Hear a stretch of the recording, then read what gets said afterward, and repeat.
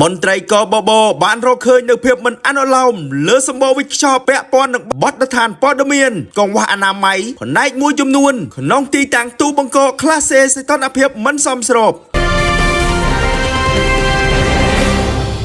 ភ្នំពេញនៅថ្ងៃទី5តុលាមន្ត្រីកបប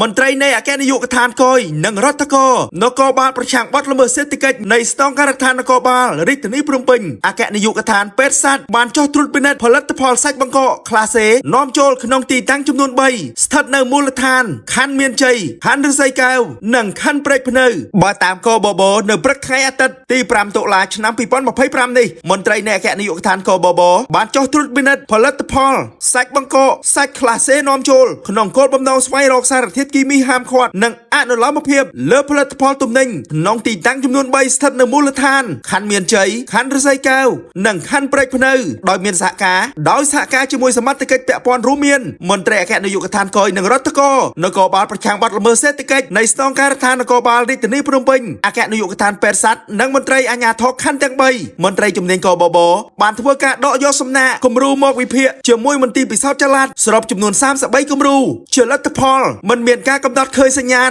សារធាតុគីមីហាមឃាត់ឡើយទន្ទឹមនឹងនេះយើងបានដកយកសំណាកផលិតផលចំនួន36គំរូបញ្ជូនទៅមន្ទីរពិសោធន៍កណ្ដាលនៃអគ្គនាយកដ្ឋានកបបដើម្បីស្វែងរកសំណល់ថ្នាំគីមីមេរោគនិងសារធាតុហាមឃាត់ផ្សេងទៀតនៅលើផលិតផលនៅក្នុងប្រតិបត្តិការត្រួតពិនិត្យនេះមន្ត្រីជំនាញបានរកឃើញនៅភាពមិនអនុលោមលើសម្បកវិខ្យល់ពាក់ព័ន្ធនឹងបទដ្ឋានព័ត៌មានកង្វះអនាម័យផ្នែកមួយចំនួនក្នុងទីតាំងទូបង្កកក្លាសេសីតុណ្ហភាពមិនសមស្របនិងលក្ខខណ្ឌតម្រូវផ្នែកសុវត្ថិភាពផលិតផលដែលតម្រូវឲ្យមានការកែលម្អ